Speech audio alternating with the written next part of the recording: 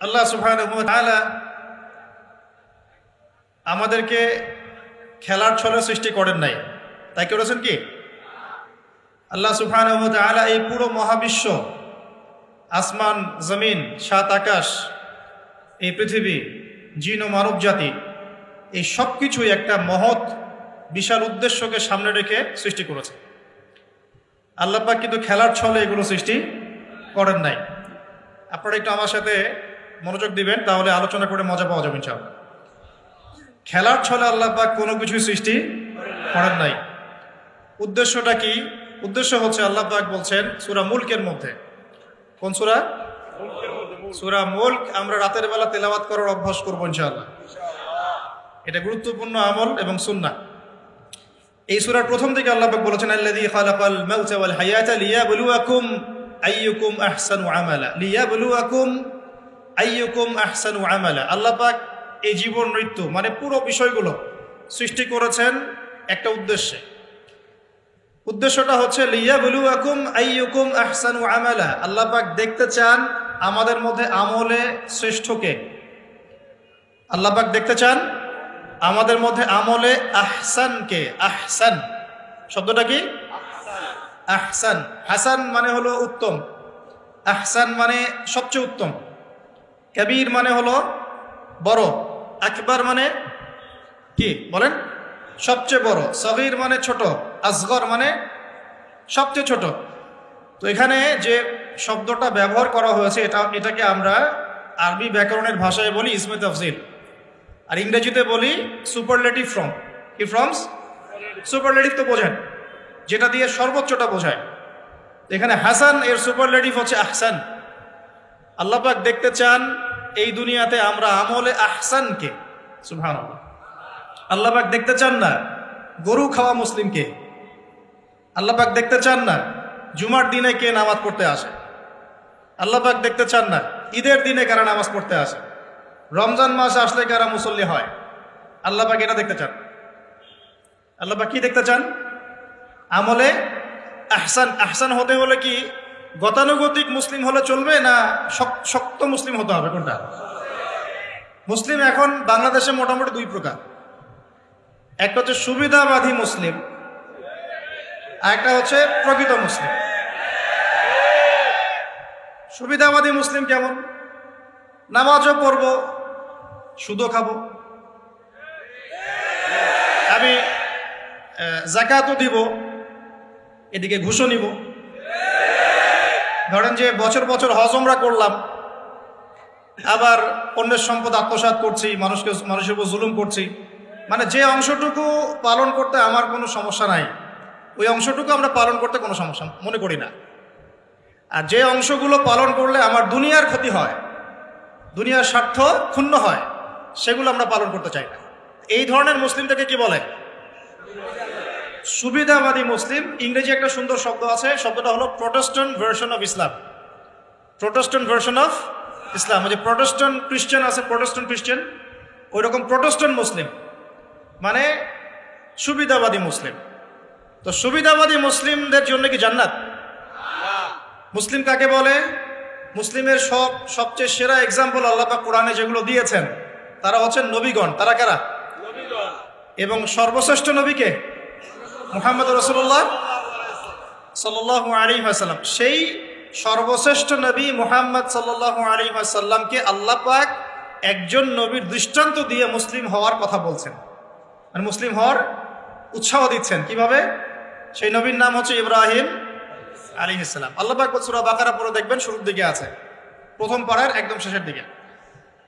আল্লাহ পাক বলছেন বা'দা আউযু বিল্লাহি মিনাশ শাইতানির রাজীম ইয ক্বালা লাহু রাব্বুহু আসলিম। হে নবী মুহাম্মদ সাল্লাল্লাহু আলাইহি ওয়াসাল্লাম, যখনই আমি আল্লাহ ইব্রাহিমকে বলেছিলাম আত্মসমর্পণ করো, বুঝুন কথাটা, যখনই আমি আল্লাহ ইব্রাহিমকে বলেছিলাম আত্মসমর্পণ করো, ক্বালা ইব্রাহিম বলেছিল আলাইহিস সালাম আসলামতু লিরাব্বিল আলামিন, আমি জগৎ সমূহের প্রতিপালকের নিকটে কি করলাম? আত্মসমর্পণ করলাম। এটা কেমন ছিল আত্মসমর্পণ? আল্লাহ পাক বলেছেন তোমার স্ত্রী এবং সন্তানকে রেখে আসো। কোথায়? কোথায়? জনমানব শূন্য জায়গায়, তখন কাবাঘর নির্মাণ হয় নাই, সেখানে খাবারও নাই, পানিও নাই। ইব্রাহিম আলাইহিস সালামকে বলেছিলেন যে আল্লাহ আপনার এই আদেশের পিছনে যুক্তি কি, দর্শন কি, বিজ্ঞান কি? বলেন তো দেখি। ইব্রাহিম আলাইহিস সালাম কি আঙ্গুল তুলেছিলেন আল্লাহ পাকের আদেশের উপরে? এটা হলো মুসলিম। বলেছেন সন্তান বড় হয়েছে, ফালাম্মা বালাগা মাআহু সাইয়া, যখন বাচ্চা দৌড়াদৌড়ি করতে শিখলো, মানে দৌড় দিতে শিখলো বাবার সাথে, তখন তিনি বলছেন ক্বাল ইয়া বুনাই, হে আমার সন্তান, ইন্নী আরা ফিল মানামি আন্নী আযবাহুক, আমি স্বপ্নে দেখেছি আমি তোমাকে জবাই করছি। ফানজুর মাযা তারা, তোমার কি রায় আমাকে বলো। সন্তান ইসমাঈল বলছেন ইয়া বাতি, হে আমার বাবা, ইফআল মা তুমার, আপনাকে যে আদেশ করা হয়েছে আপনি তাই করুন। সাতাজিদুনি ইনশাআল্লাহু মিনাস সাবিরিন, ইনশাআল্লাহ আপনি আমাকে ধৈর্যশীল পাবেন। এই যে বাবা ছেলে, এটা হলো মুসলিম, এটা হলো ইসলাম। ইয ক্বালা লাহু রাব্বুহু আসলিম, আল্লাহ যখন তাকে বলেছেন আত্মসমর্পণ করো, ব্যাস তিনি বিনা বাক্য ব্যয়ে আল্লাহ পাকের হুকুমের সামনে মাথা পেতে দিয়েছে। এর নাম হলো কি? এখন বলেন এই মানদণ্ডে আমরা কতজন মুসলিম আছি? এখন নামাজের বৈজ্ঞানিক ব্যাখ্যা খোঁজে মানুষ, এখন রোজার বৈজ্ঞানিক ব্যাখ্যা খোঁজে, যাকাতের অর্থনৈতিক ব্যাখ্যা খুঁজি। ব্যাখ্যা তো আছে, আছে না নাই? এই ব্যাখ্যা আমার না জানলেও চলবে। ব্যাখ্যা আছে, ব্যাখ্যা মিলতে পারে, আবার আমার মানে সংকীর্ণ বুদ্ধিতে নাও আসতে পারে। তো আল্লাহ পাক হুকুম করেছেন, বাস যথেষ্ট আমার জন্য। আল্লাহ পাক হুকুম করেছেন তাওহীদ শিখতে হবে, শিখবো। আল্লাহ হুকুম করেছেন 5 ওয়াক্ত সালাত পড়তে হবে, পড়তে হবে। আল্লাহ পাক হুকুম করেছেন যদি আমাদের নেশাব পরিমাণ সম্পদ হয় যাকাত দিতে হবে, বাস দিতে হবে। আল্লাহ পাক মা বোনদেরকে হুকুম করেছেন বালেগা হয়ে গেলে কি করবে? বালেগা হওয়ার আগেও পর্দা করার সিস্টেম আছে, মানে চর্চা করতে হবে। মা বোনদেরকে পর্দা করতে বলেছেন, বাস পর্দা করতে হবে। আল্লাহ পাক বলেছেন সামর্থ্য হয়ে গেলে হজ করো। আল্লাহ পাক আমাকে আপনাদের সবাইকে হজ করার তৌফিক দান করুন, হজ করবে। আল্লাহ পাক বলেছেন যেখানে জুলুম হচ্ছে একে প্রতিহত করো, করতে হবে। প্রতিহত করার অর্থ এই নয়। প্রতিহত করার অর্থ কি? প্রতিহত করার কয়েকটা অর্থ থাকে। সামর্থ্য থাকলে হাত দিয়ে, সামর্থ্য থাকলে কি দিয়ে? আপনার কি সে সামর্থ্য আছে? বাস নাই। ওয়াইল্লাম ইয়াস্তাতি, যদি না পারো ফাবি কি লিসানিহি, ফাবি লিসানিহি, জবান দিয়ে কথা বলেন। আপনার কথা বলার স্বাধীনতা নাই? আছে তো? সত্যি আছে? মাশাআল্লাহ। আচ্ছা, তাহলে জবান দিয়ে বলবেন। তাহলে কি বলবেন? জবান দিয়ে বলবেন, যতদূর পারেন বলবেন। আর ওয়াইল্লাম ইয়াস্তাতি, যদি এটাও করতে না পারো তাহলে ফাবি কলবিহি, অন্তর থেকে ঘৃণা করো। ঘৃণা কি আছে? লিযালিকা আদআফু মিনাল ঈমান, এটা হলো ঈমানের সবচেয়ে নিচু অংশ। এরপরে ঈমানের কোনো অংশ নাই। মানে অন্যায়, অবিচার, জুলুম, পাপাচার দেখেও যাদের মনের মধ্যে ঘৃণাও আসছে না, আমরা আর মুমিন নাই। সত্যি কথা, এটাই সত্য কথা। আমরা মানি আর না মানি, আল্লাহ পাকের শাস্তি আসার আগেই তওবা করে ফিরে আসা উচিত।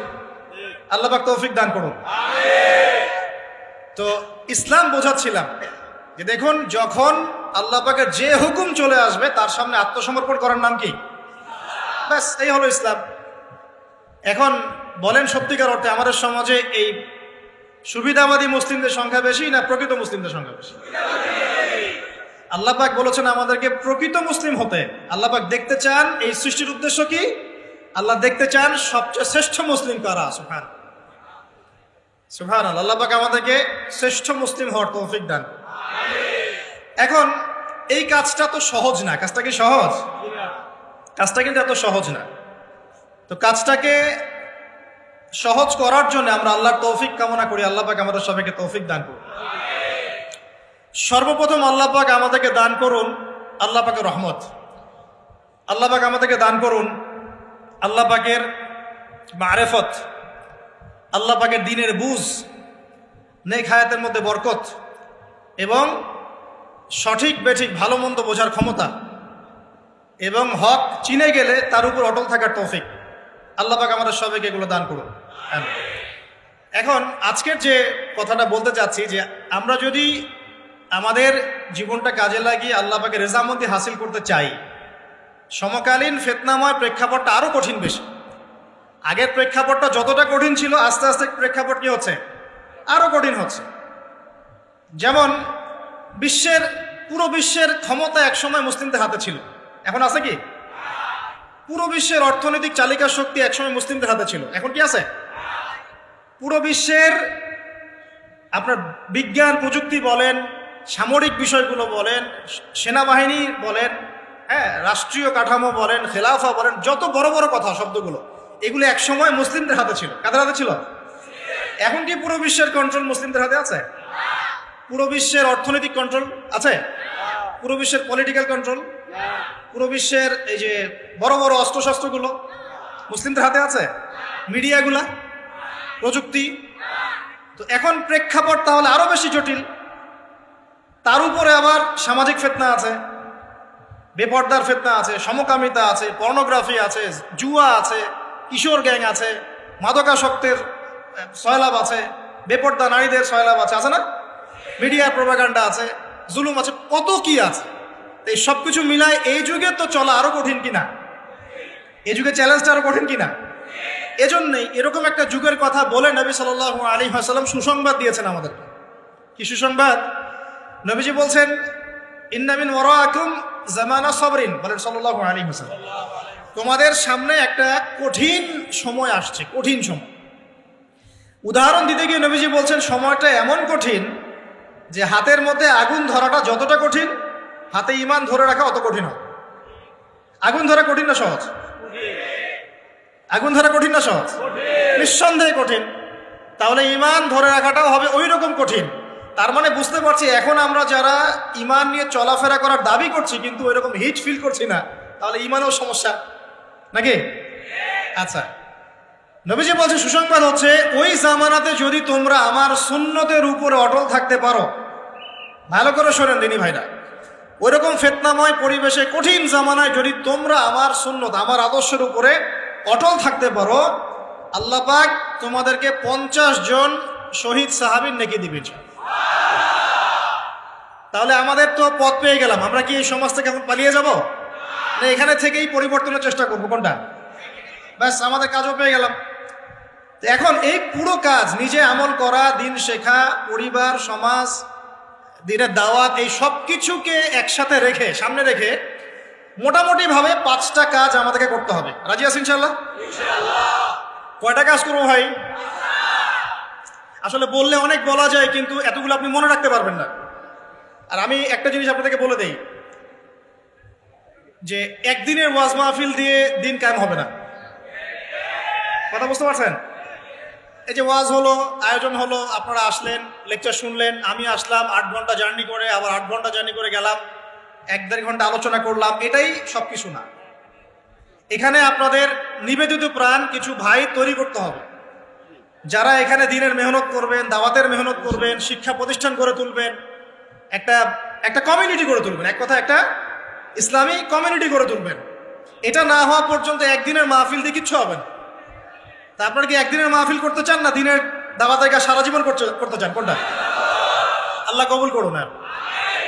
এই জন্যই বলেছি এবার আরো অনেক কথাই বলেছি, সামনে আরো শুনবেন ইনশাআল্লাহ, যে এই রাতের বেলা এই যে সারা রাত জেগে জেগে ওয়াজ করা, 11টা 12টা 1টা, হ্যাঁ, এই সুন্নতটা চেঞ্জ করতে হবে।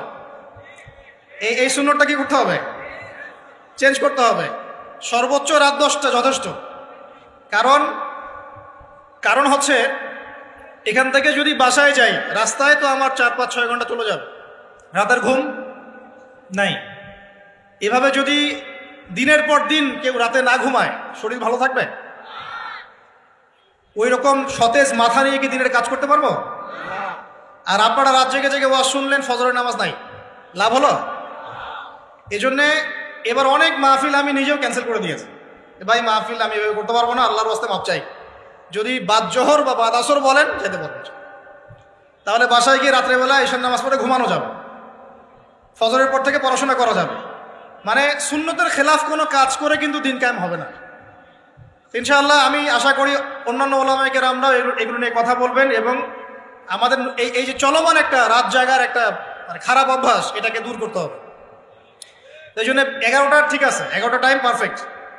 তা আমরা ওই 5টা বিষয় শিখবো ইনশাআল্লাহ। তার আগে বলছিলাম একদিনের ওয়াজ দিয়ে কিচ্ছু হবে না, আপনাদের মধ্যে কিছু নিবেদিত প্রাণ মানুষ তৈরি করতে হবে। প্রত্যেকটা জায়গায় একটা করে দারুল ইলম মানে জ্ঞানের মার্কাজ দরকার। কিসের দরকার? এখানে মসজিদ, মাদ্রাসা, ঈদগাহ সব মিলে একটা ক্যাম্পাস থাকতে হবে।